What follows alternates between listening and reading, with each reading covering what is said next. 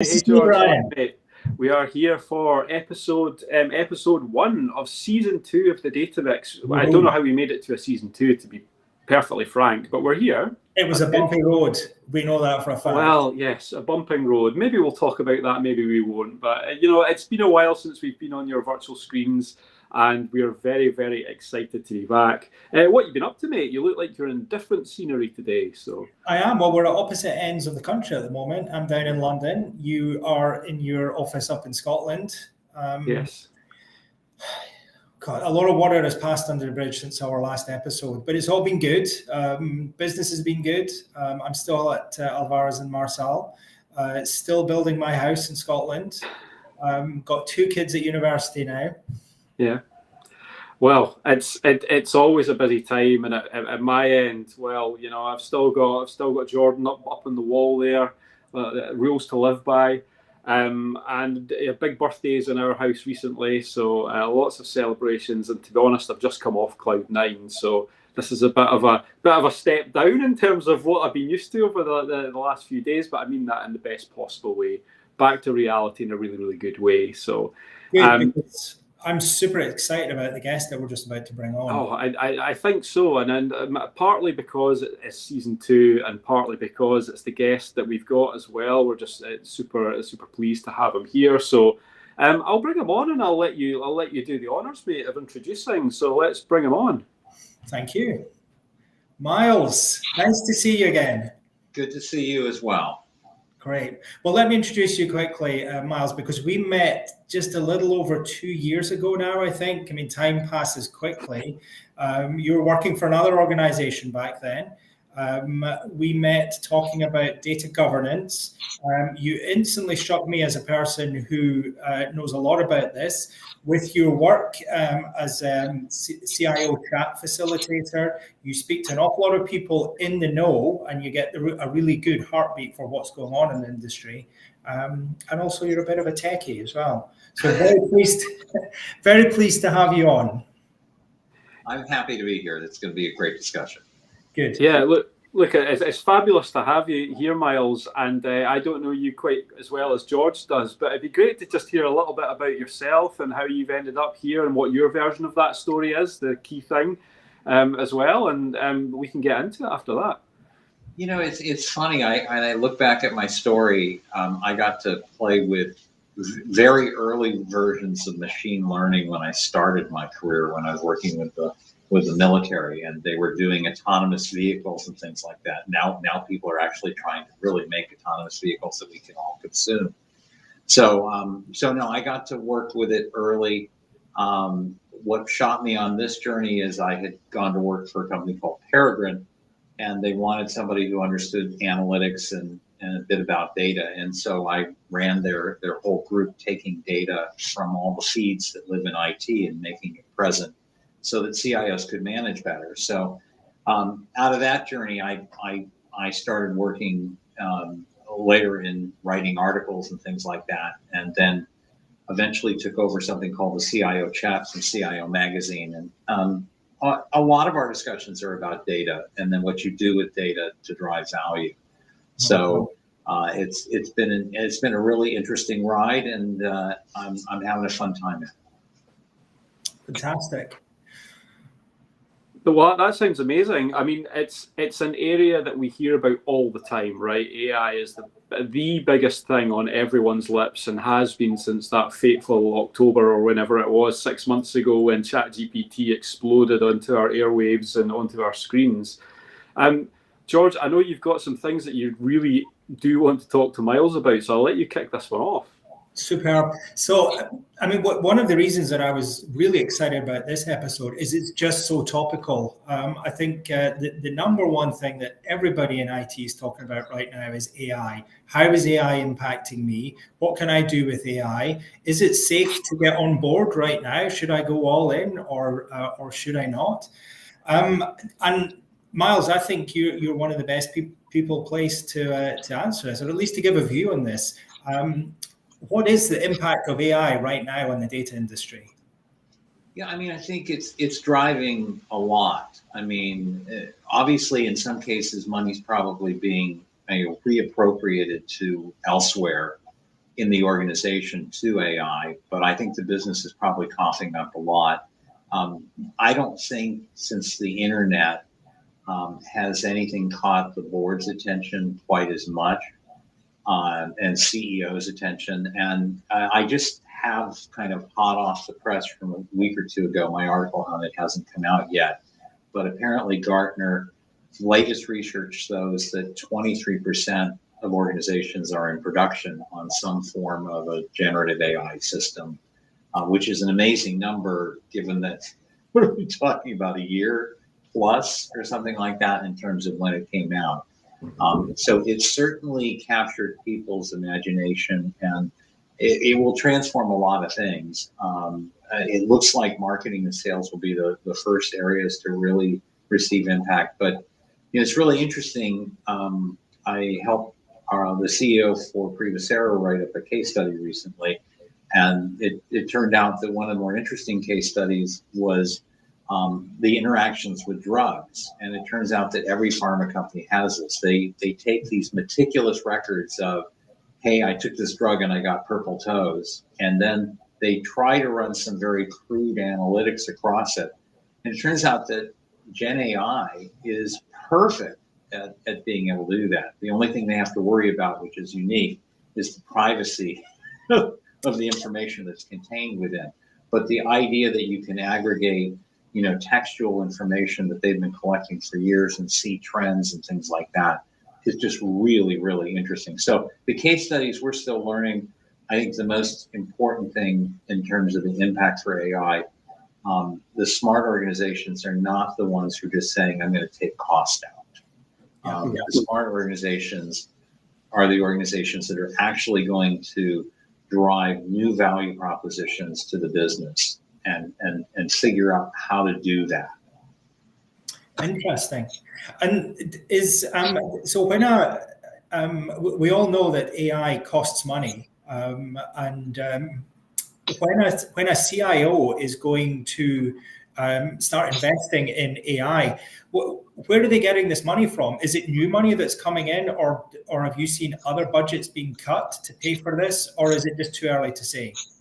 It's a mix. Honestly, if you look at it in terms of where the money's coming from, but I mean, smart CIOs over the last few years have really figured out how to get closely associated with the business. They're the facilitators of digital transformation, and while in some cases they need to because they see the opportunity to drive transformation, the smart ones are really figuring out how to co-invent.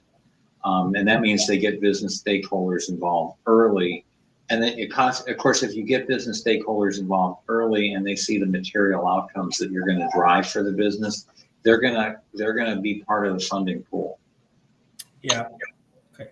And in terms of that transition, Myles, right? Because some of us, our exposure to AI, the level of that is ChatGPT, right? And it's putting some nice questions into ChatGPT and getting some nice answers out that we can put into an email and then send off to a person that we trust, right? That's one take on AI, right? But what are the things that are you seeing that are landing in industry right now in terms of the use cases for AI? Because it must be more than that, right? Yeah, I mean, I obviously you're not going to need as many editors and things like that inside the organization. I mean, I'm a decent writer. I would never say I'm a great writer. And I have to put a lot of work into it. I mean, I can write something quickly, but then I have to put a lot of work in to make it something that's really good. ChatGPT has taken my cycles down, by half in terms of working with a piece because I can feed it a set of stuff. But that, those are easy wins, and a lot of organizations are looking at doing interesting things. I think there's two things that I've heard of recently that are really interesting. So last year I visited this company called Optimize Leads in the marketing space.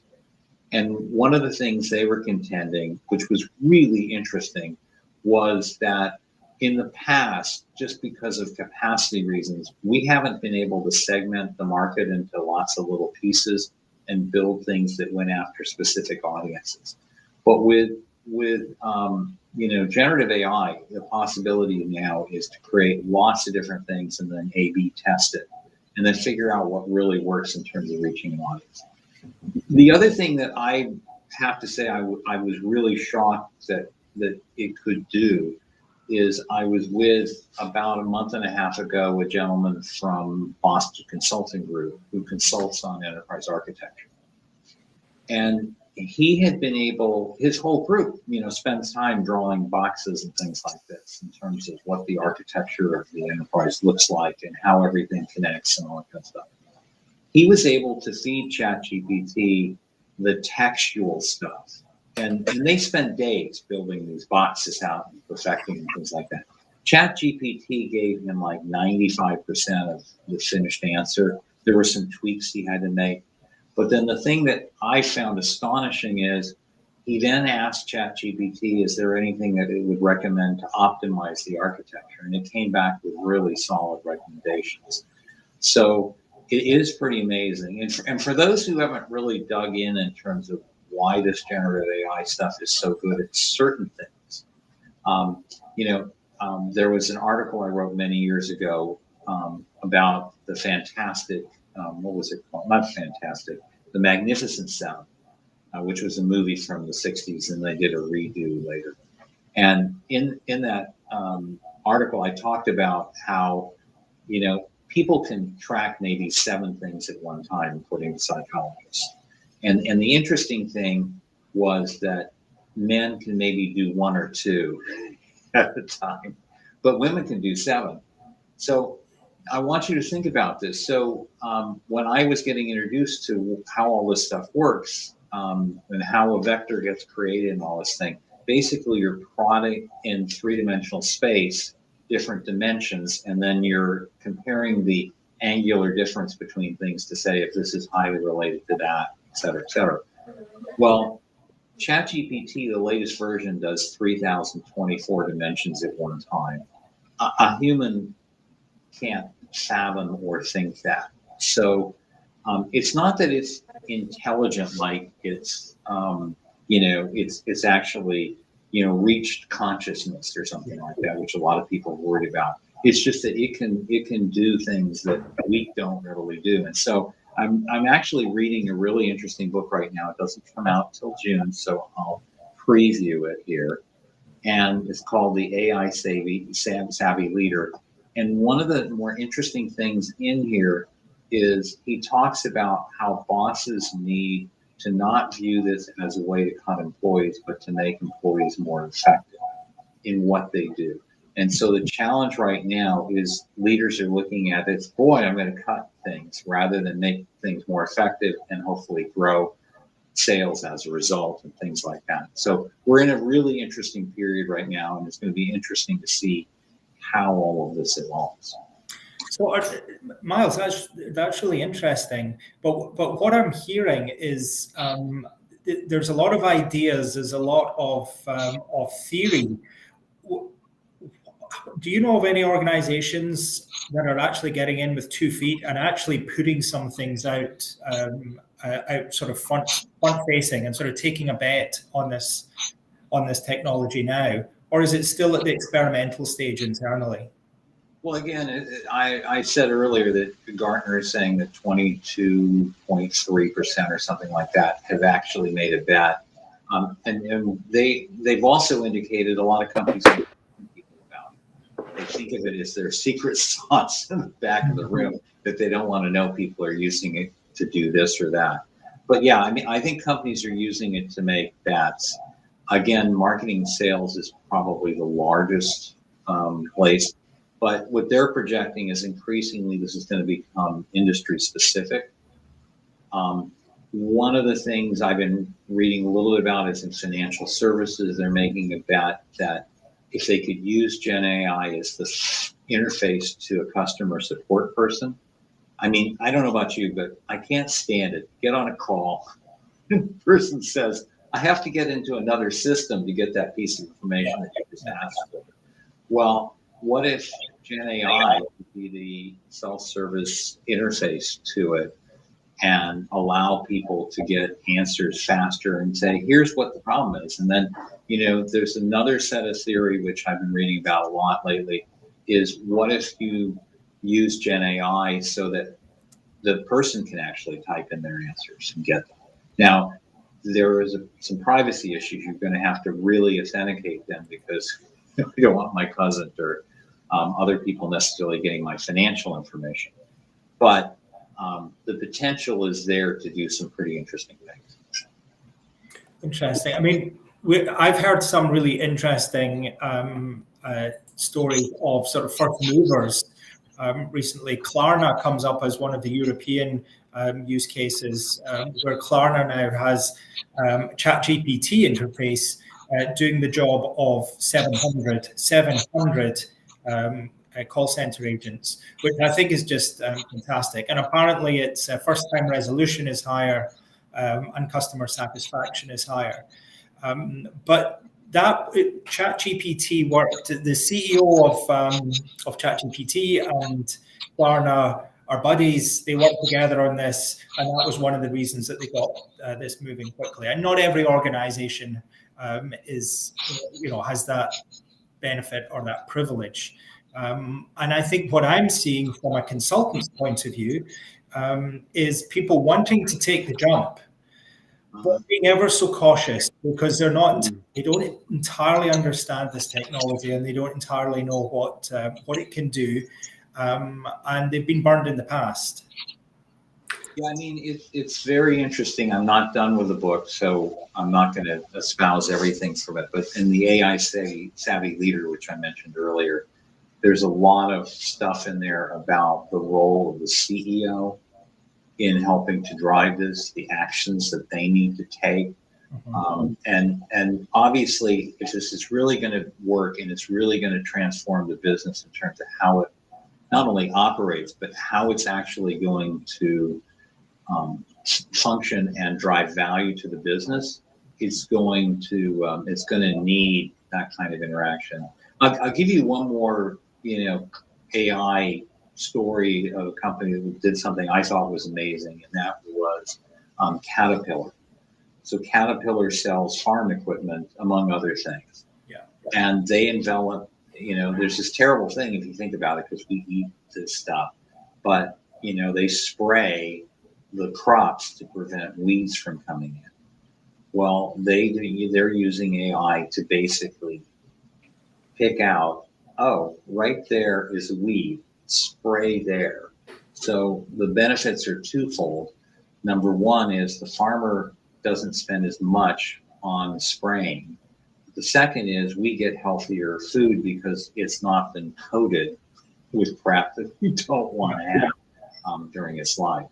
So it's really quite interesting. And there's a book that came out that I reviewed a little while ago called Fusion Strategies, which is just looking at the manufacturing use cases for Gen AI and AI. And those are enormous and are transformative. And some of the most interesting ones are about post-experience. How do you use the product to transform the value? And obviously, the value I just described is a great example of that. Yeah.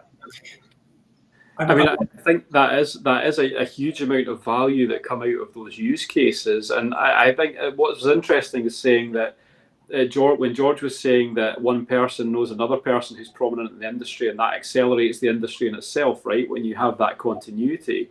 But I think for a lot of us, we're always thinking about things like data governance and privacy concerns, and what do we do if PII ends up going, personally identifiable information goes into ChatGPT, and starting to think about those kind of things. So how much cognizance and awareness is, I suppose when you have any hype phase, right, there's a usage of that hype and people want to get their hands on the tech, they want to start using it. And after that, as the hype cycle starts to die down a little bit, people start to think about the privacy side of things and the governance side of things. So where do you feel like we are on that journey at the moment in terms of AI? We're early. I think some of the use cases that have been selected initially have been ones that don't necessarily have privacy issues attached to it. But I think some of the more interesting use cases are going to be ones that have privacy. I think people went after kind of the easy stuff first. Let's put some guardrails here. You can't ask, questions that we wouldn't do on this program of ChatGPT.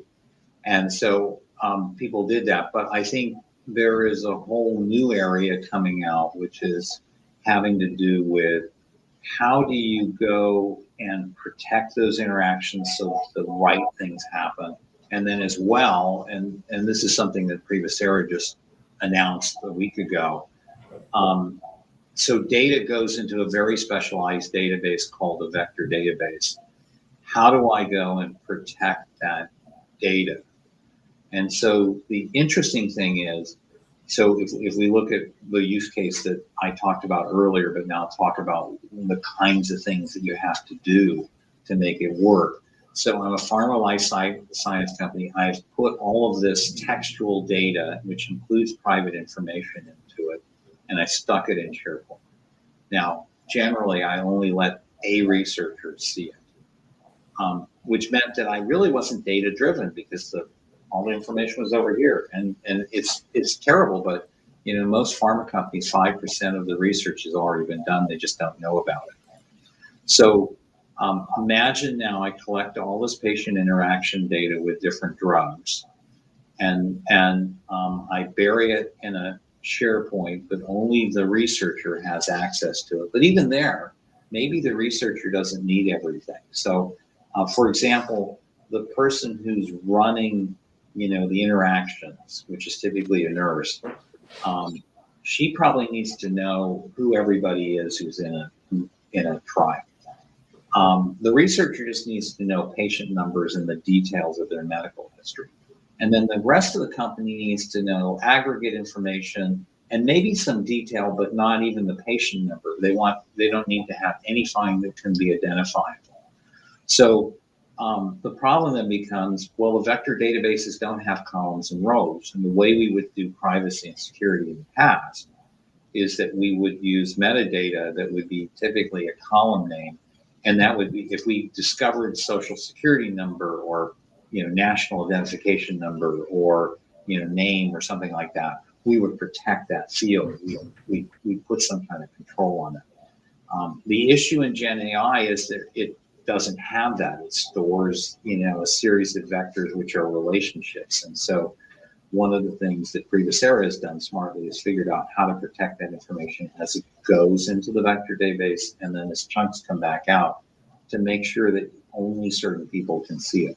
But I'll be honest, these are early days. Every time we talk to folks about what we're doing, they basically tell us, hey, you're so far ahead, we've not seen anything like this from anybody. So I expect there'll be a lot of people who will go after this as the private elements become more present. I mean, think about customer experience and the potential of it to transform that and the need to protect that information and interactions and things like that.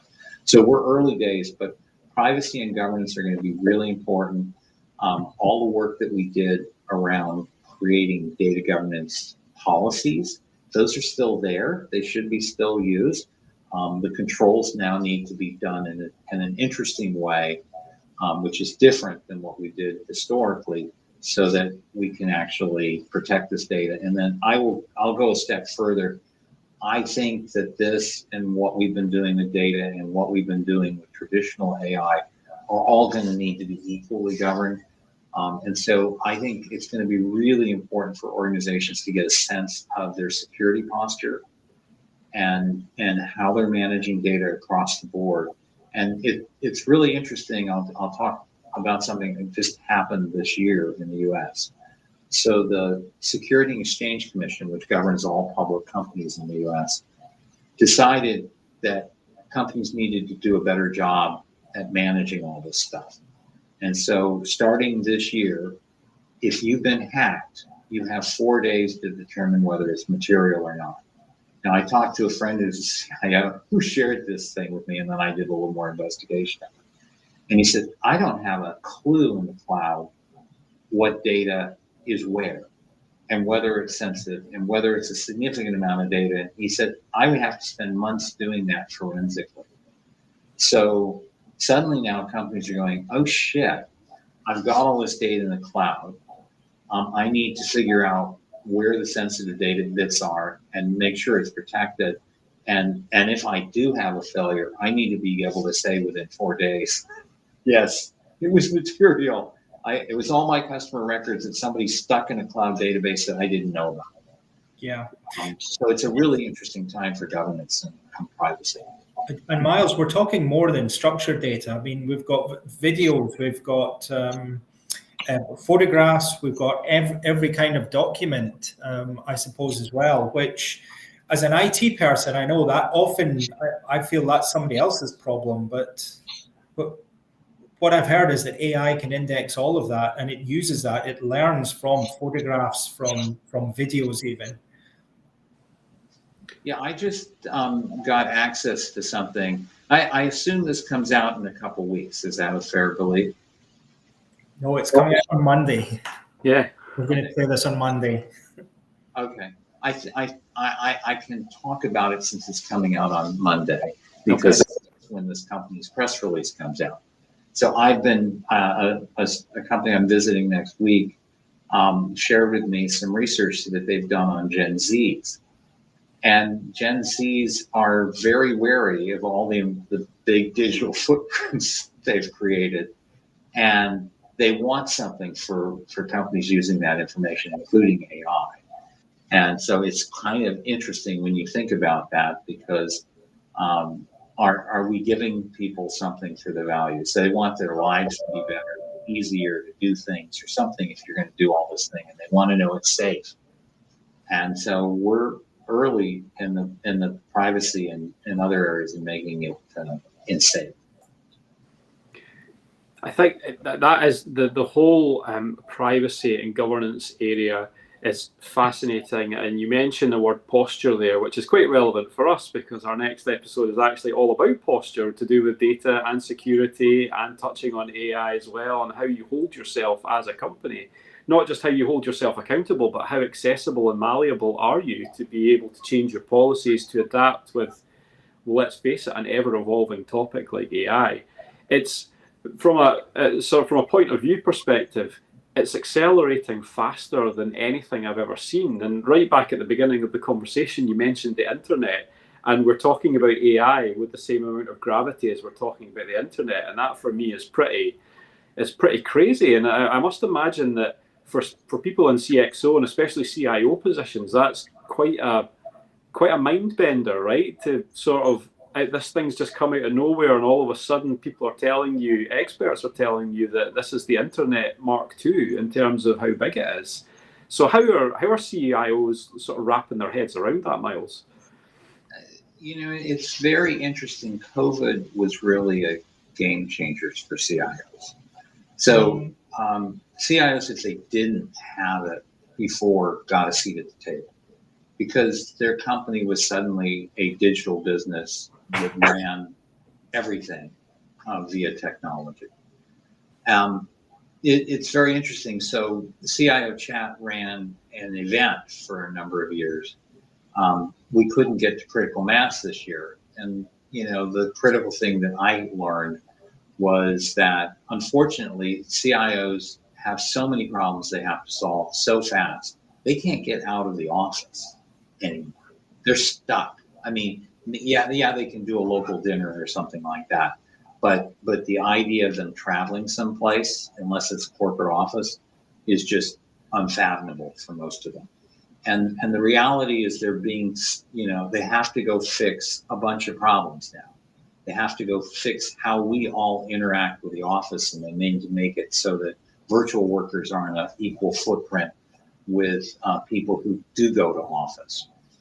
They need to be able to, at the same time, fix the customer experience, because if they don't do that, they don't have a franchise. And then finally, they have to transform the organization and its value props to the marketplace.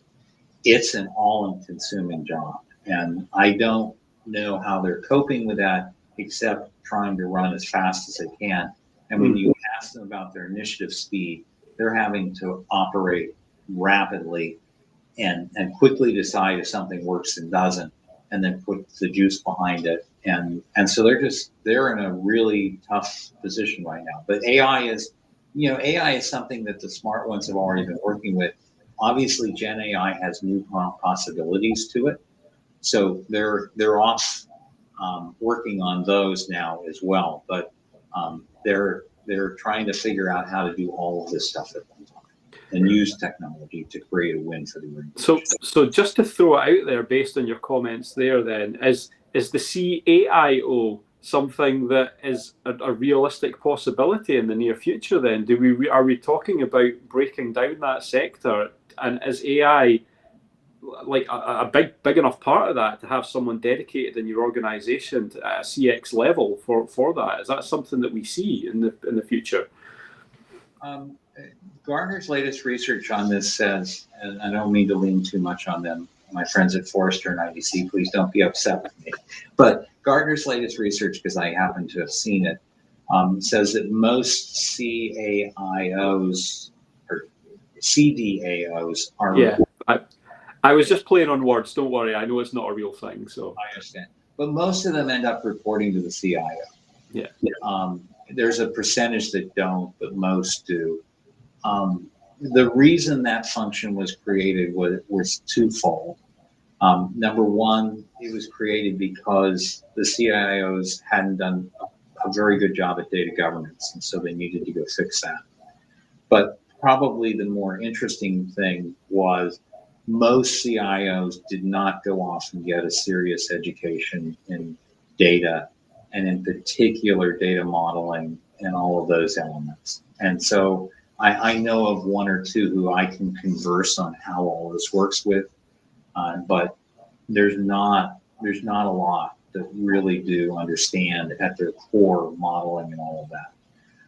Now, they're good at digital transformation, but again, this role got created in 49% or so of the companies because the CIO had a big agenda to go do, and they needed somebody with serious data chops. So at this point, most CIOs have warmed to the idea that they can have,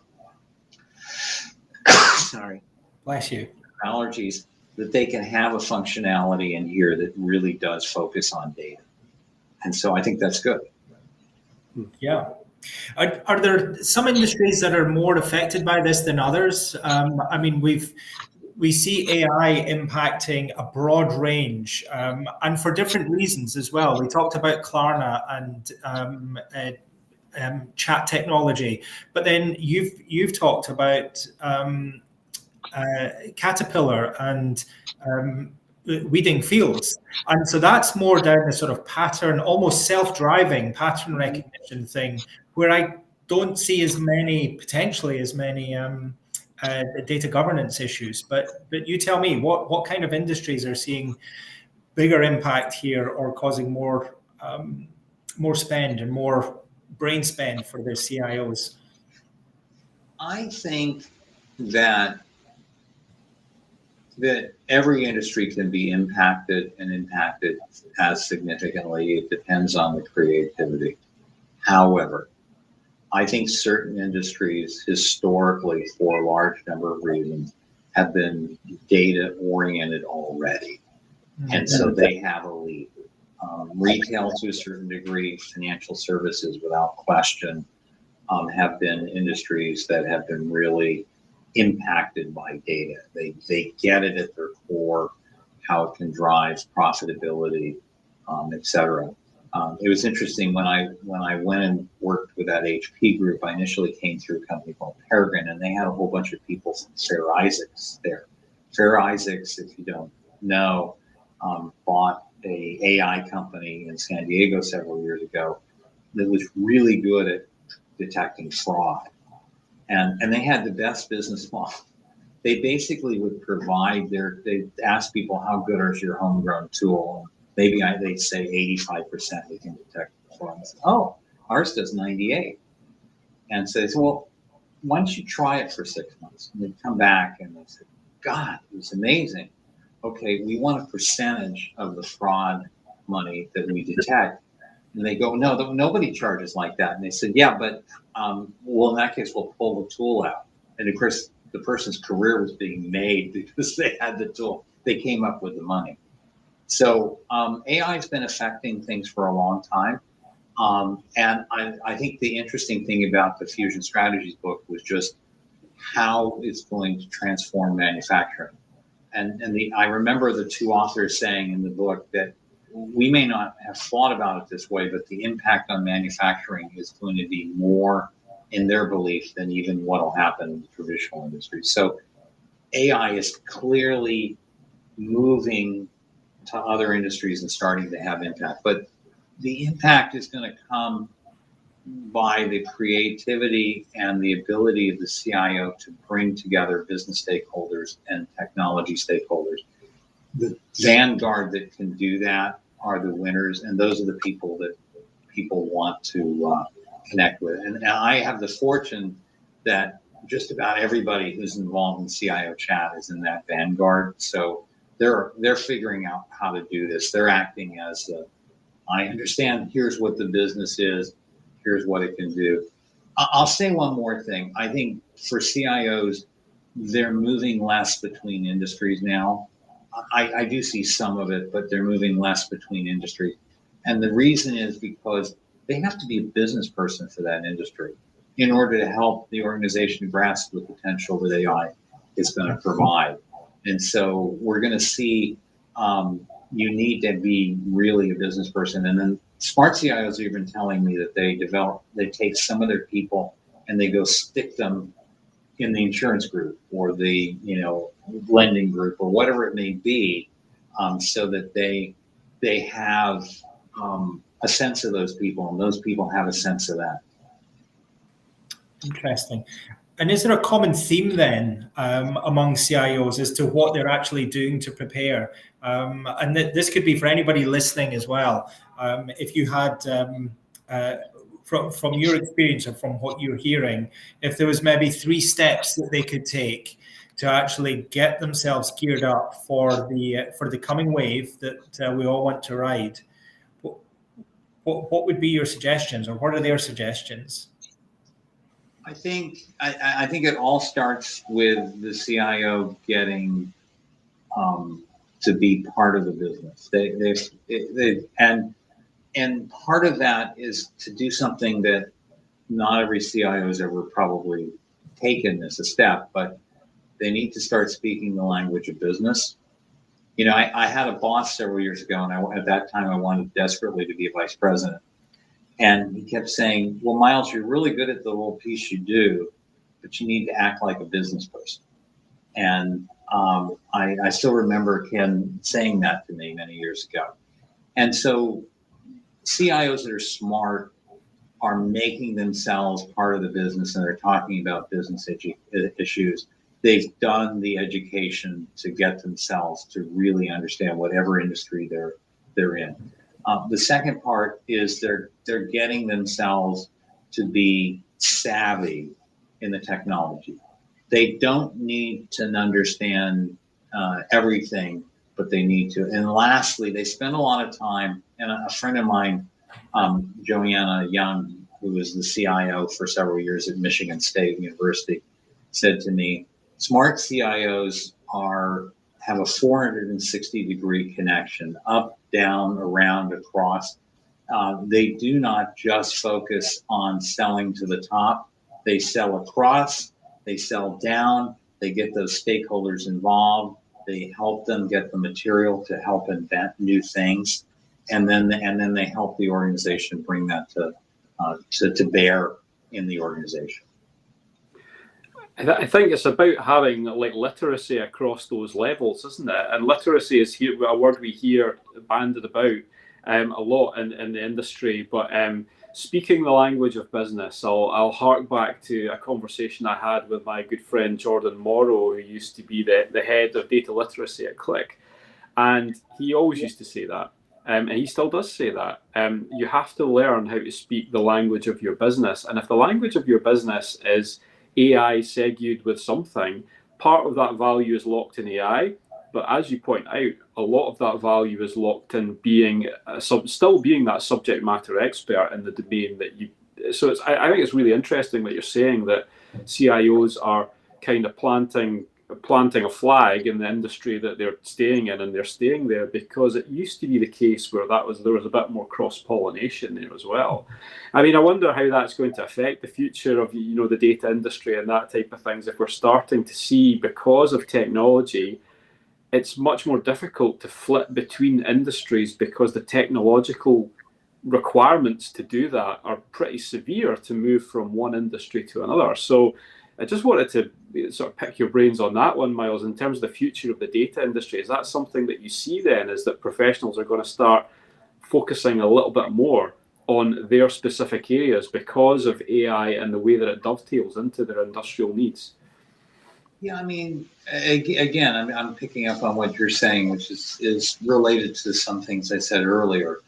You know, we really need to understand as practitioners, you know, the business that we're in. We can't just come in as a blank slate at Tabula Rasa. It doesn't work. We have to be able to really understand what the potential is, and then involve the appropriate stakeholders and make that all work. So, I mean, I think I think if you think about it, you know, IT leaders have always really been about applying technology for business purposes. I think for a long time, they weren't as connected, and there was this terrible idea that occurred, I think, late 90s, called where they viewed IT as a utility. If your organization's IT organization views itself as a utility, fire the CIO immediately, and then move on, because this is a very creative work that's got to go on.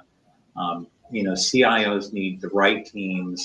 They need to, you know, some of this is going to be re-education. Some of it's going to be playing for scarce resources. But you know, the opportunity right now is to transform your organization. I feel like, just on that, I'll let George jump in, but it's a bit of a false ledge, right? Because AI has been around for a lot longer than we think it has, right? Although we're talking about it more, it's been around a long more time. The difference is now that it's productized. And the fact that it's productized means that you have to choose between the way that you do things, and that involves cost. And all of those things never really used to be a factor for a CIO, because they just sat there and accepted that AI was AI and it did stuff in the background, and this is how it was built into something. And now it's become this thing that is right there in front of you, and you have to choose whether you're going to use the free version or the paid version and what the differences are. And typically those are decisions that CIOs have had to routinely make in the past. So maybe it won't be as hard for them to adapt as we think. Once we get past the hype curve, maybe it'll just become another part of the suite that they have to make sort of big decisions on. I mean, that's, having not been in that position, it's difficult for me to see, but I do feel that that's the way that it edges at times, and we just need to get through this phase of what is AI and get through the panic phase, and then everything just becomes a little clearer, I think. Yeah, I agree. And I think there's some really fantastic companies out there that are putting a lot of brain power into thinking, how do we solve these problems? Because they're not the same as structured databases. You know, you can't just grant rights in a column anymore. And that's the bit that I find fascinating. Yeah, I mean, I'll make another little commercial break, not for me, but for the writers of this book. There's a really approachable book called Data is Everybody's Business that came out last year.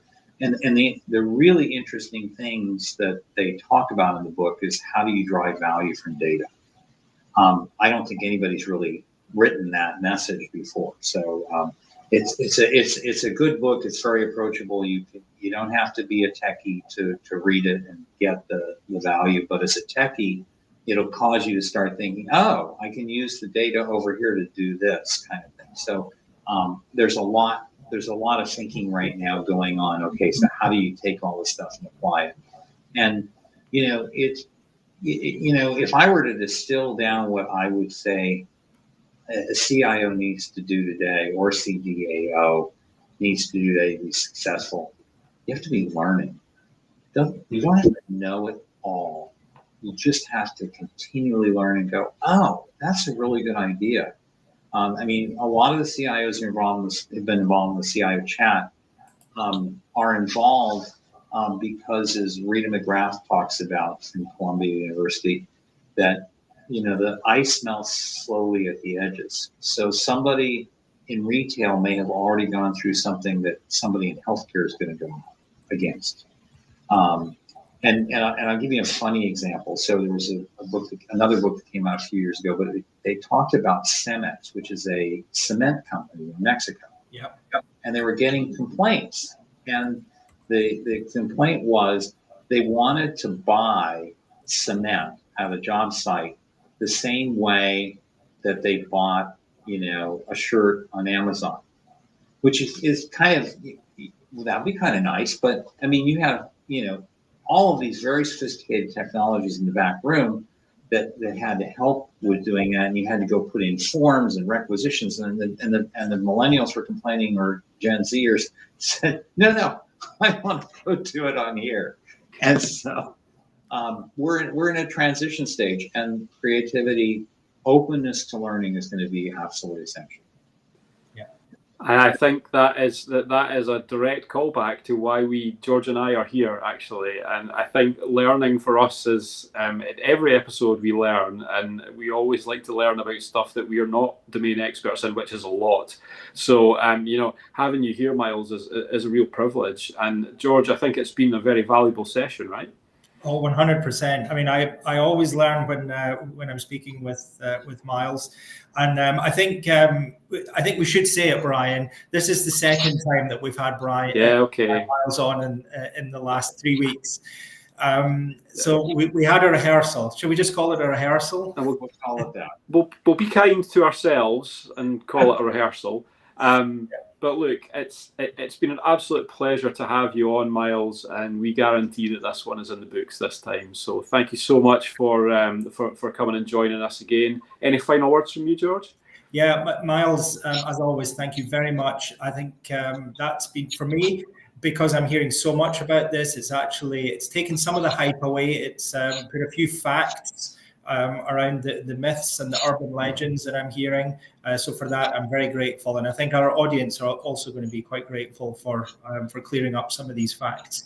And let's wait and see how this industry evolves. It's moving so fast, Myles. I think we might have you back on within the not too distant future. This time next year, Myles, we'll see where we are. Okay. All right. That sounds great. All right. Well, thank you to all our viewers, and we look forward to carrying on the conversation after this sort of broadcast in the data mix. And thank you all for coming along. Thanks again, Myles, and we'll speak to you all soon. All the best. Thank you.